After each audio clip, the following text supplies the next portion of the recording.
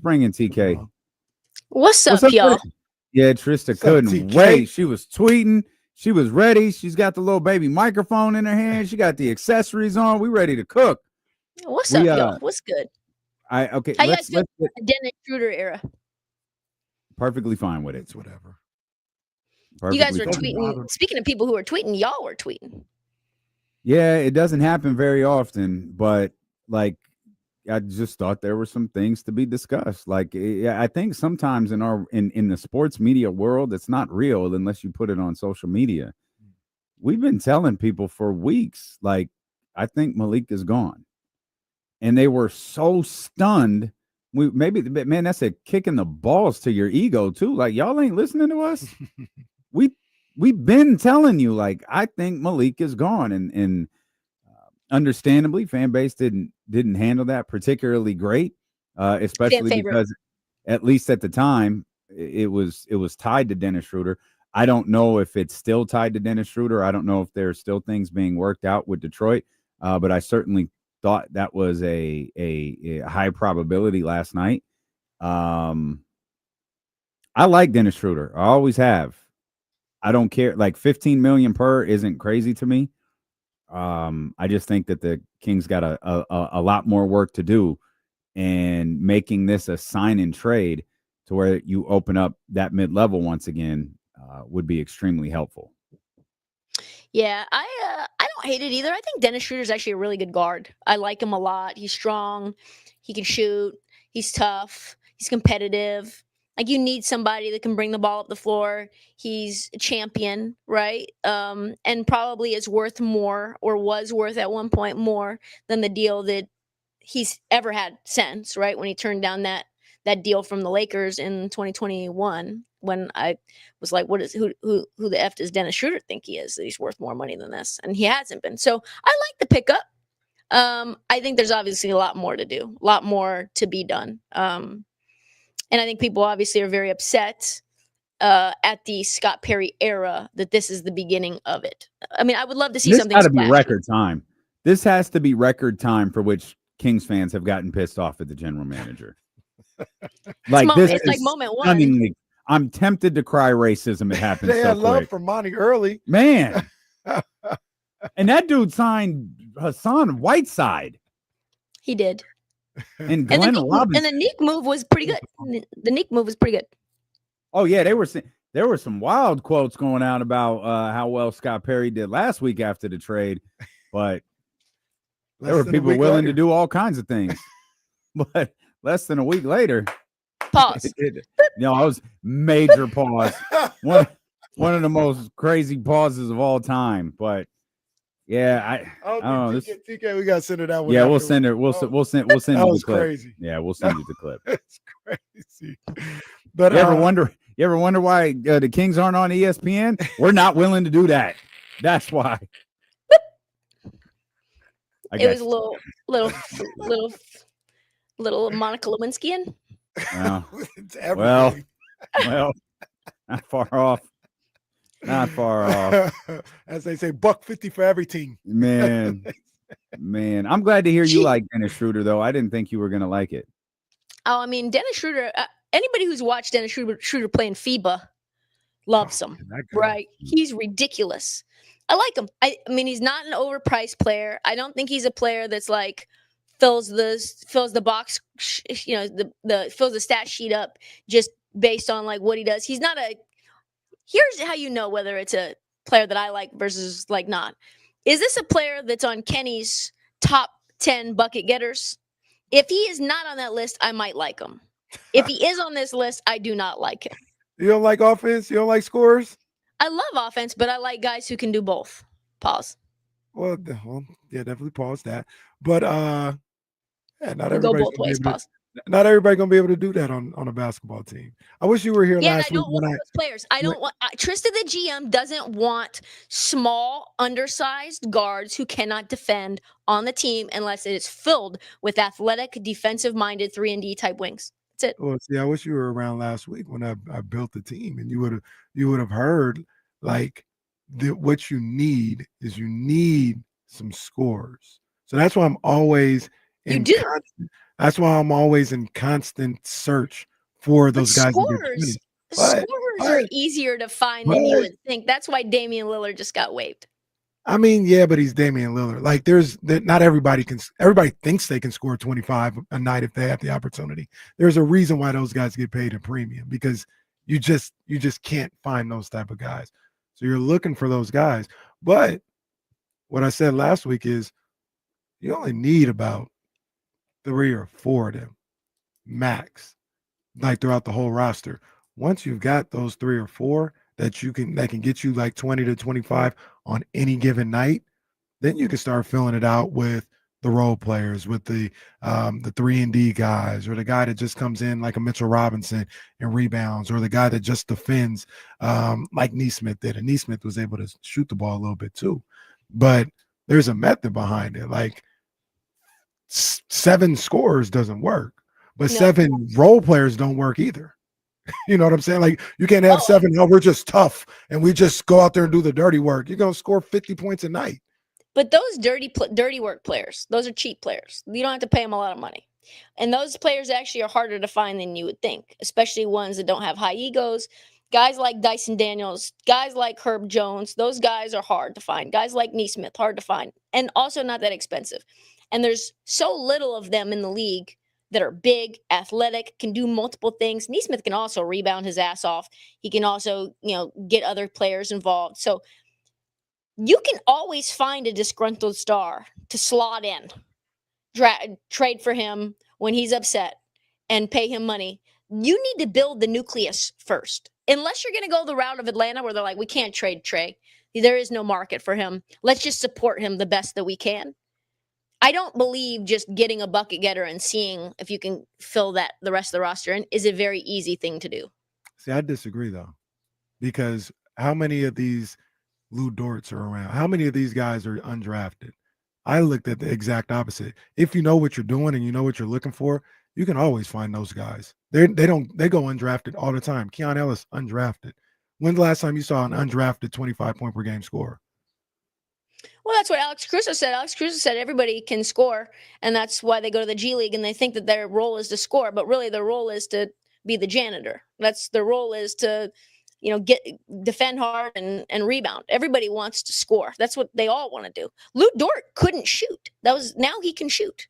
And if he was shooting 40% from 3, he doesn't go undrafted. But also I agree that there's plenty of talent evaluators that do not know what they're doing on the college and like low end. Once they're in the league and known, those players are hard to find and they're valuable. TK, we've been trying to figure out the approach for the Sacramento Kings team because it feels like they're kind of stuck in no man's land. Yes, they are. What would Trysta, the general manager's approach be with this basketball team? Unfortunately, probably blow it up. Get rid of Sabonis. Okay, tell me what you think a Sabonis trade looks like. Ooh. Yeah, that's exactly. That's there, and you didn't use this word. You said you got to blow it up and start over. But the idea is getting assets back. The idea is putting together a poor basketball team, getting as high draft picks as you can. And I just don't think that works with this team. They have players who are stuck right in the middle. They're good, but they're not great. Great assets collect you draft picks and first rounders.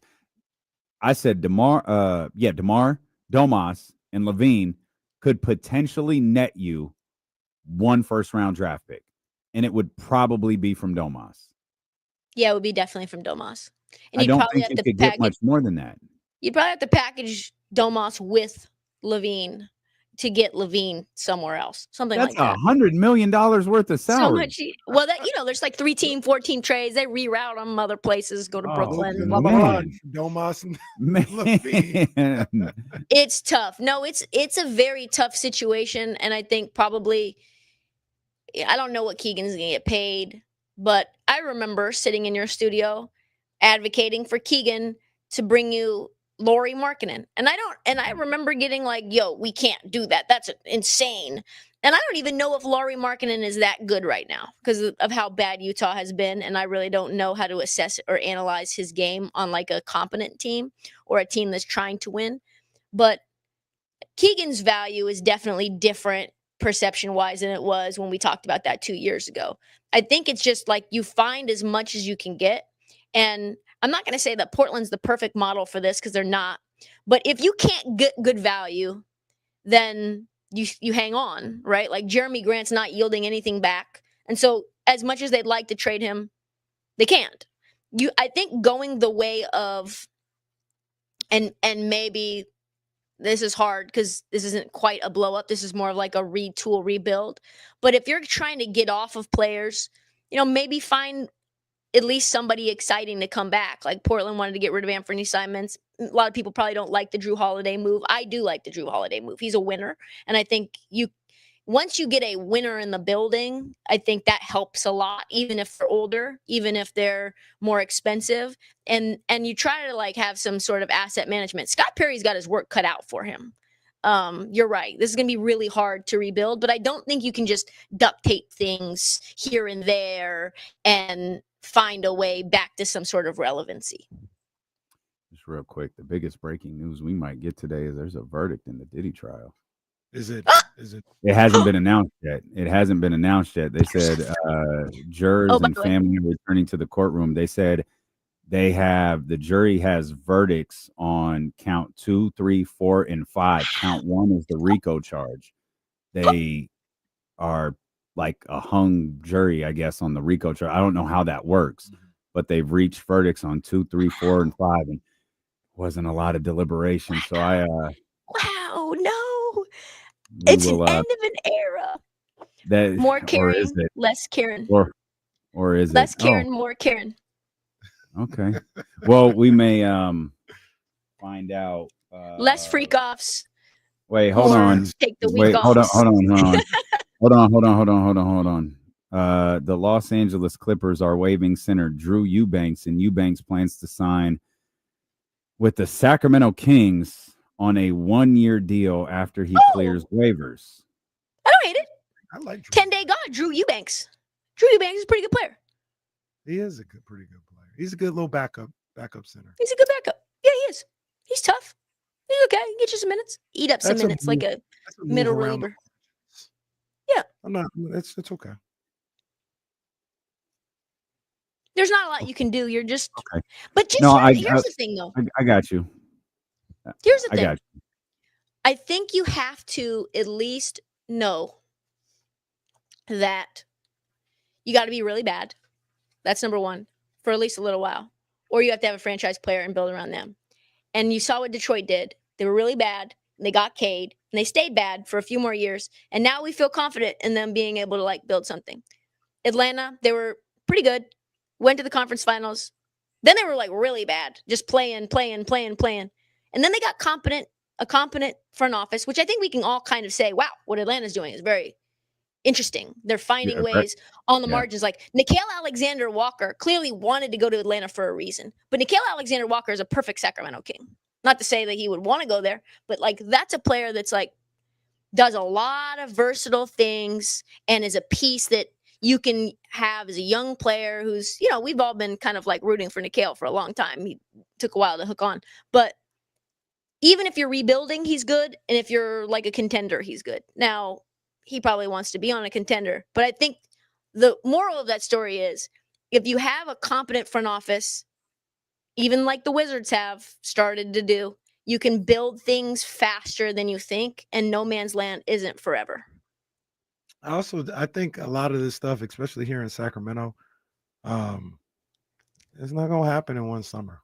No. Like, it's just not. As much as people want it to be that way and want a quick turnaround, it's something that's going to take, a summer or two, to kind of get the type of guys that Scott Perry wants in here, to wait for some of these contracts to either come off the books or get more digestible, to be traded, and locate some other talent around the league. So I want to see, these moves being made, but I'm also not expecting them to do something that'll turn them into a 55-win team next season with just this summer. Like I don't look at what's ahead of Scott Perry in that front office that way. So I guess Yeah, I maybe think that I'm more resigned to the fact of that, and that's why I'm not as angry as other people are, because it's going to take time one way or another.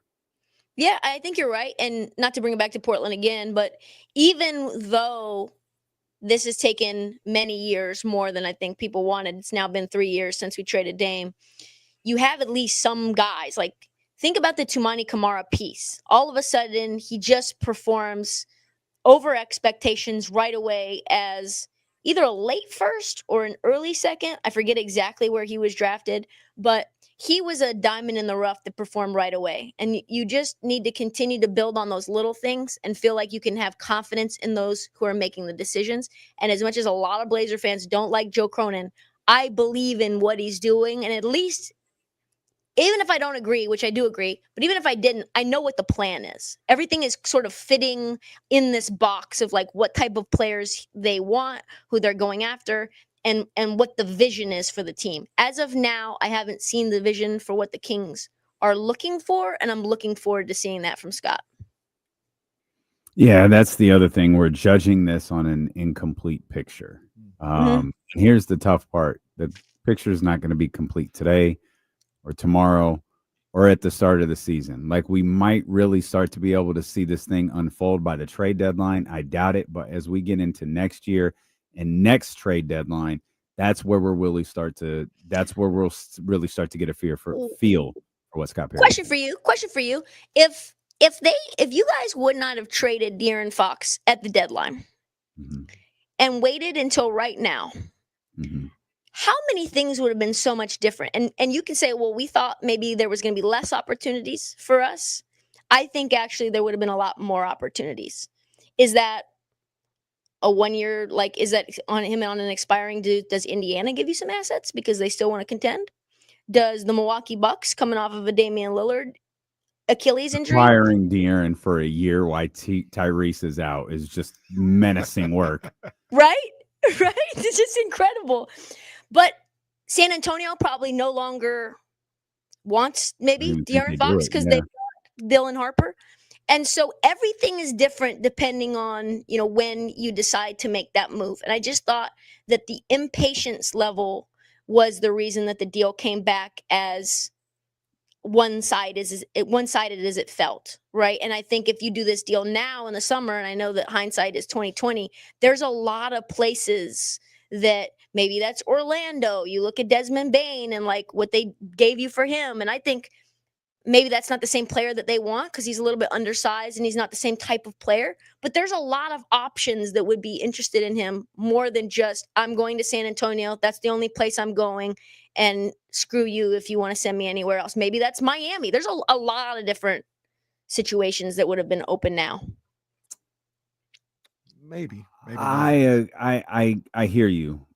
It would be different because Scott Perry would be in control, and Scott Perry could execute his vision as he sees fit, rather than allowing, whether it was Monty or Vivek, executing the vision for him last February.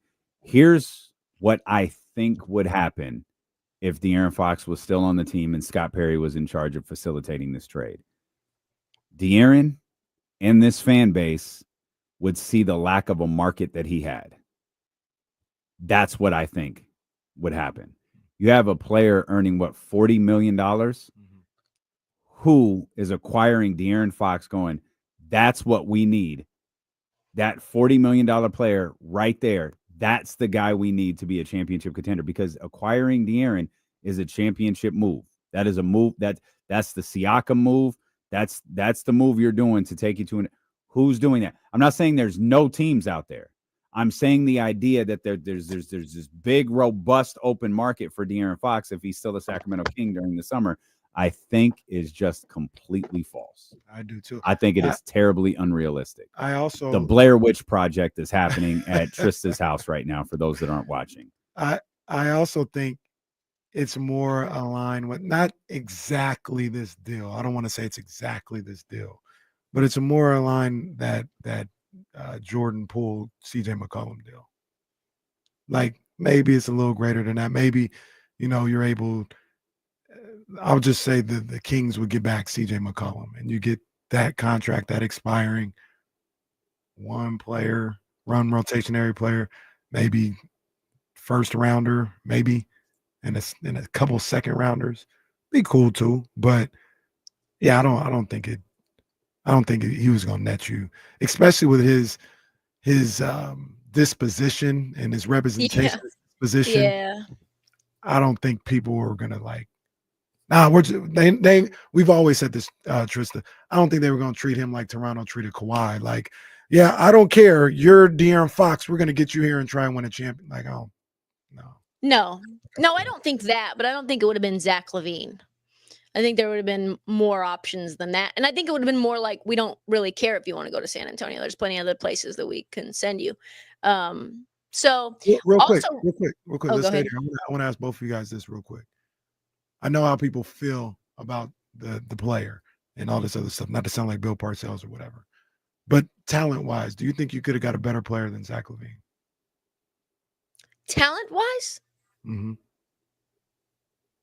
Well, That doesn't tell the whole story because he's got these two doesn't tell the passes. whole story at I'm just, all. That's I'm just asking. Do you think you get a guy that can score 25 points a night for De'Aaron Fox? I think I could get Jordan Poole for De'Aaron Fox. I like Jordan Poole. Mm-hmm. So do I. And I think that's like right there. Jordan Poole makes a lot less than Zach LaVine. Like no, but they make Jordan Poole makes $15 million less a year than Zach LaVine. Okay, but doesn't he have an extra year on the contract? Yeah, but I think you can finesse more people into Jordan Poole than you can Zach LaVine. Understood. All right. It's tough. Also, really quickly to stay on Clutch, because I wanted to get you guys' thoughts about this. It went totally under the radar, and my alarm bells were raised by this. Mm-hmm. Did you guys see Rich Paul in the car talking to Phoenix? Yes. About come on Malawach? Yeah. My jaw was dropped, and I have so many questions now. Like, wait. So for everybody who didn't see it, come on Malawach, Duke Big, who may not even be able to come to the United States, like with all these ICE things. Like, I think South Sudan is on the terror watch list right now. Not even joking. That's true. If they're throwing out Elon Musk, I'm not sure if he can get over here. No, I don't know. He better not leave, and he better not have like stable place to get mail, and just change up his movements on a day-to-day basis. And he's in Arizona. This man's gonna go to the Joe Arpaio tent city where they put people. Come on. Anyway, stay on track, Trysta. So come on, Malawach goes 10th to the Phoenix Suns. A lot of people excited about him. He was somewhat mocked in the somewhere between 6 and 12 range. Okay. So the video is Rich Paul talking to Phoenix. I thought this might be AI. And he is like, hey, are you guys planning to draft him if he's there at 10? And they're like, yes, he is our number one option on the board. And he goes, great, because this is Malawach's number one option as well. Hang tight, no promises, but I'm going to see if I can get him there to you. What does that mean? Does that, what does that mean? If I want come on Malawach at 7, what are you going to say? Is he not showing up to camp? What are you giving me in return? I'm so confused. So Trysta, one of the things, and you really know the inside of all this stuff, right? Of all the basketball world. One of the things that I've learned as I got this job, at the show, talk to more people, and understand more about this, that I try to convey to people who aren't in the know. Like, I was a radio listener just like everybody else, right? And I didn't understand this. Is I think agents run these leagues more than people realize. Like, you want to get mad at Scott Perry and Monty McNair and all this other stuff.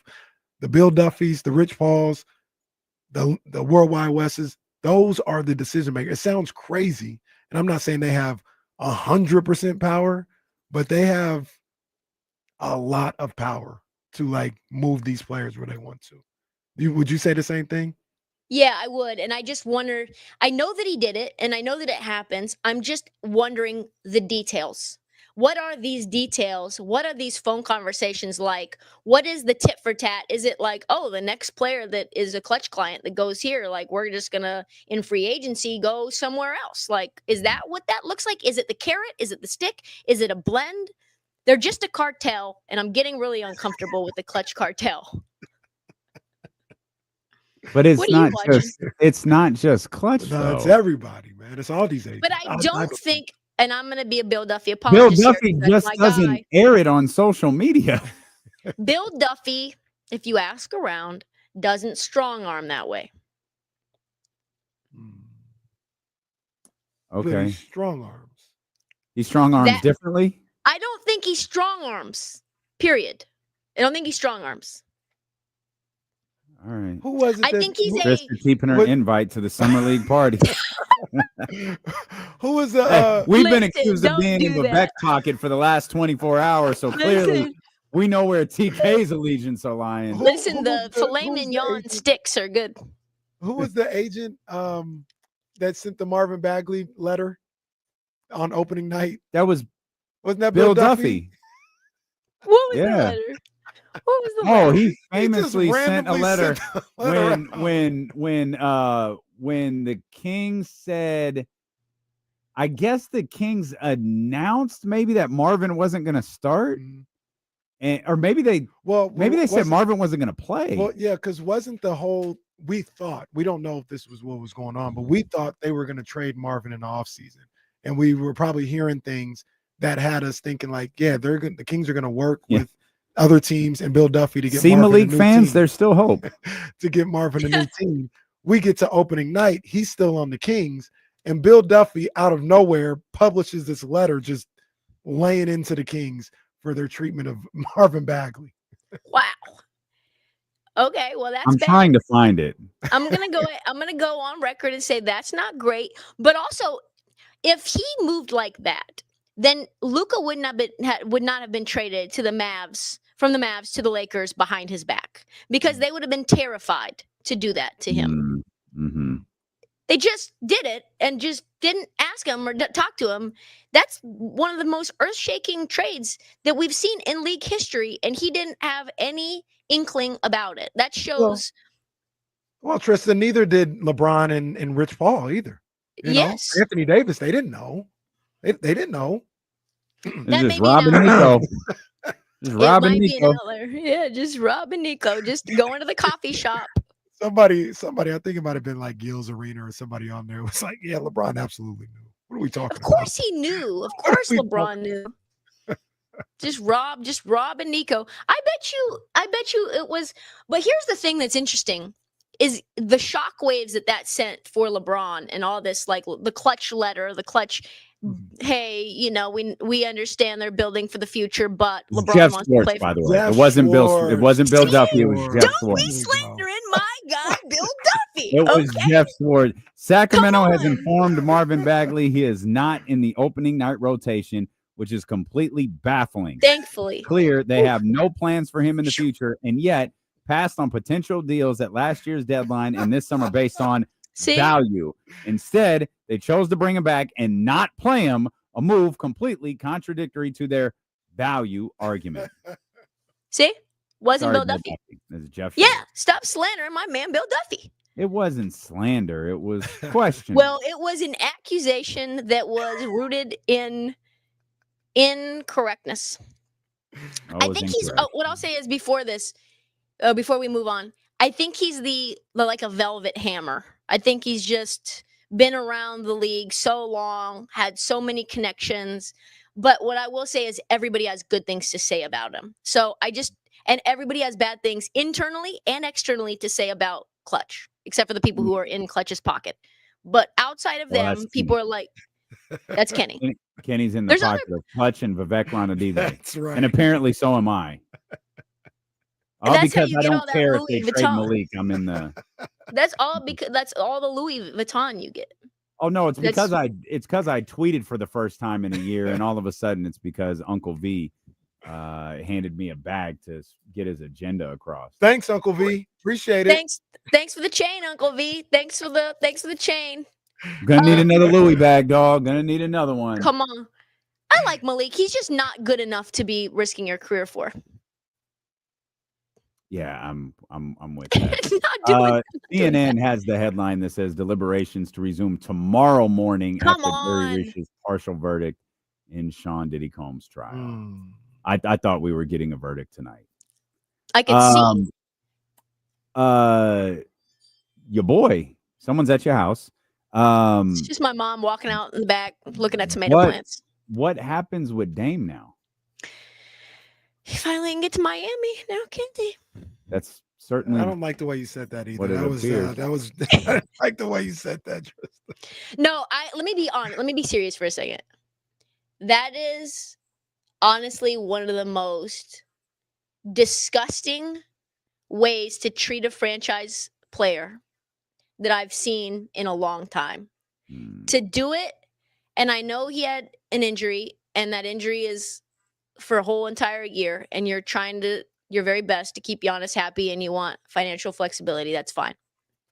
But the way it went down, for them not to even discuss it with them or work with them on it, and for him to find out on social media when he's a top 75 player of all time, and honestly risked his career to come back from deep vein thrombosis early to try to compete, because that's the kind of guy he is.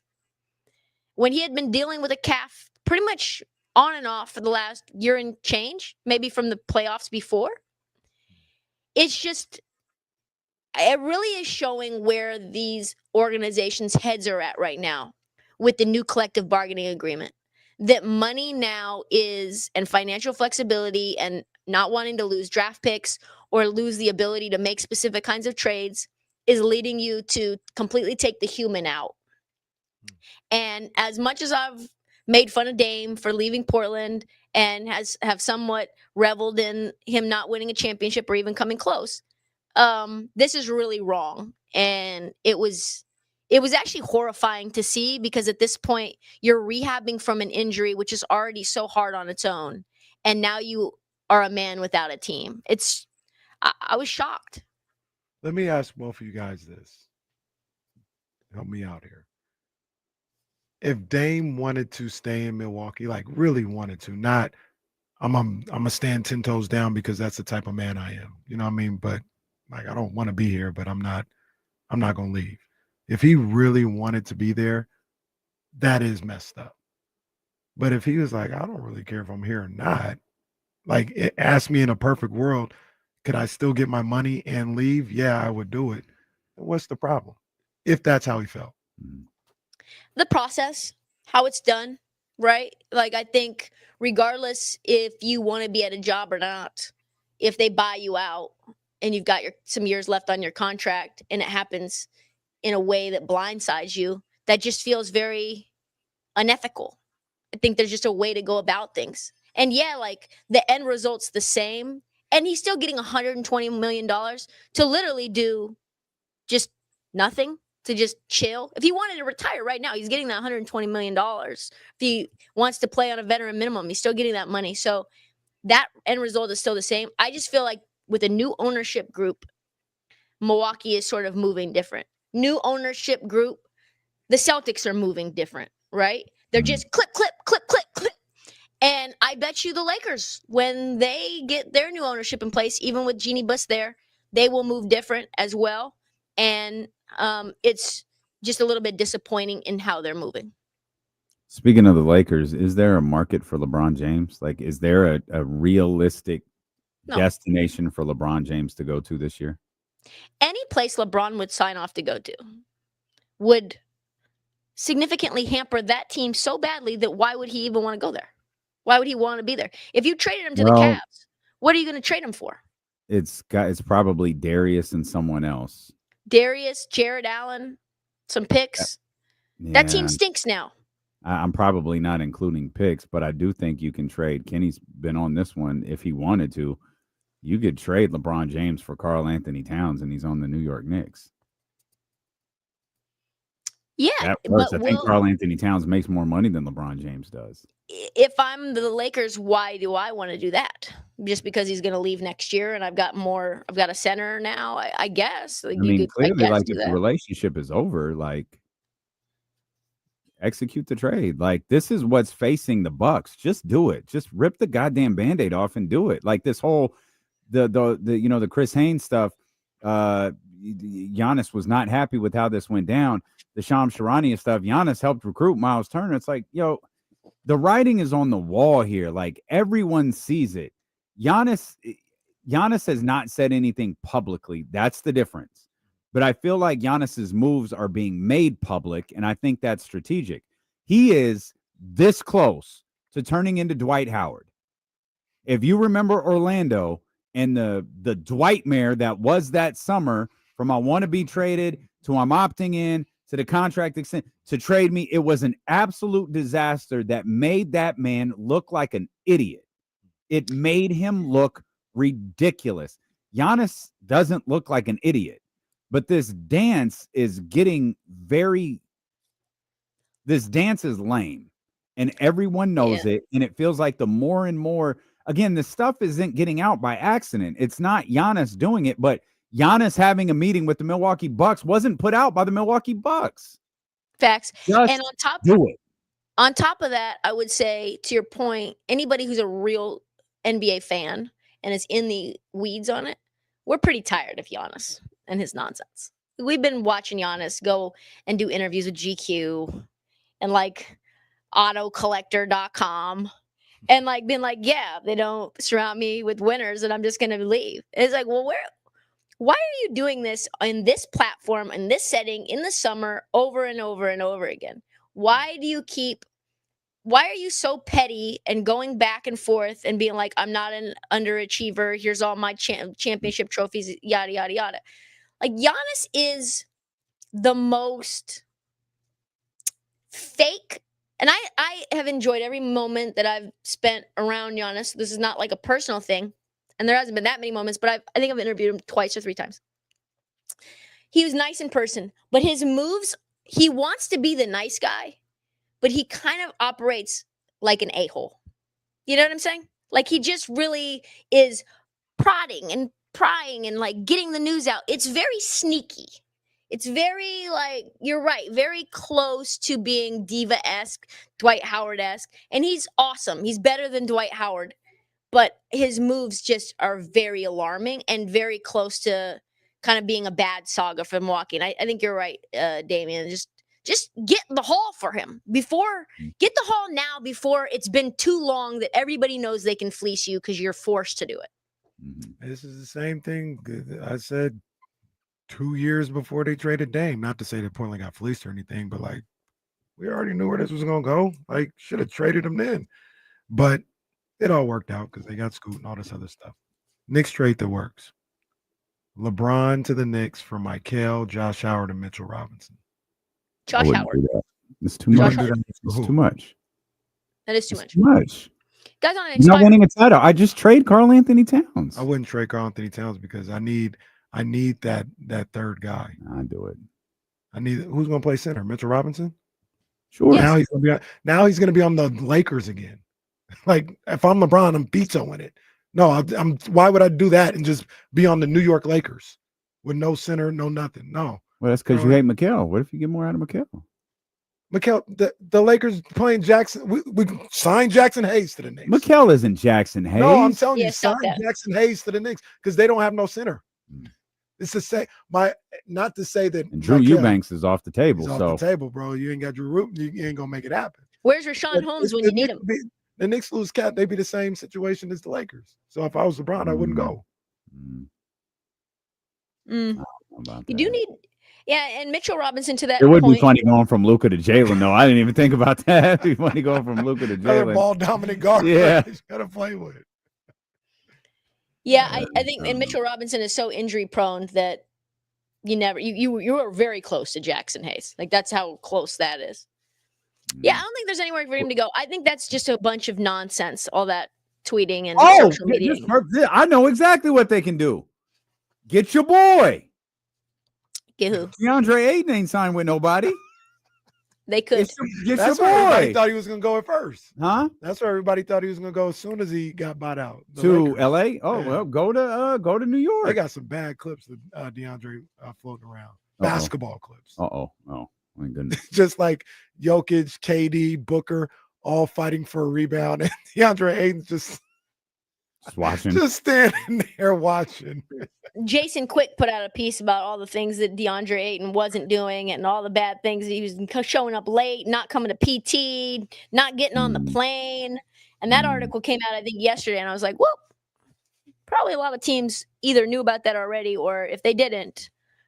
And I like DeAndre again. I like him. He's a nice kid. I haven't seen him linked to anyone. No. Like Drew Eubanks has to clear waivers, and it's like, oh, he's already signing with Sacramento. Well, no. People are saying Indiana. No. Indiana would be a great pickup. Yeah, with Miles gone. Sure. You don't need that much out of him. Why would Miles want to go to Milwaukee? That's disgusting. I don't know. That's a tough look. That's crazy for him. Ray Allen, though, man, to lose. Even though Miles Turner was spotty in the finals, but like to lose Turner and Halliburton. Yeah, Siakam and Tyrese are going to be talking about this betrayal for years, decades even, just like Paul George. Probably not even going to speak to him. Pearson. Yeah, not going to speak to him. Yeah. Yeah, they're going to do these like specials, these reuniting specials for the team that almost won the finals and just exclude them. And to be honest with you, they'd be well within their right. I mean, why would you go to Milwaukee? You see how, we had battles with them, and why would you come play for us? What do you think happens with Jonathan Kuminga?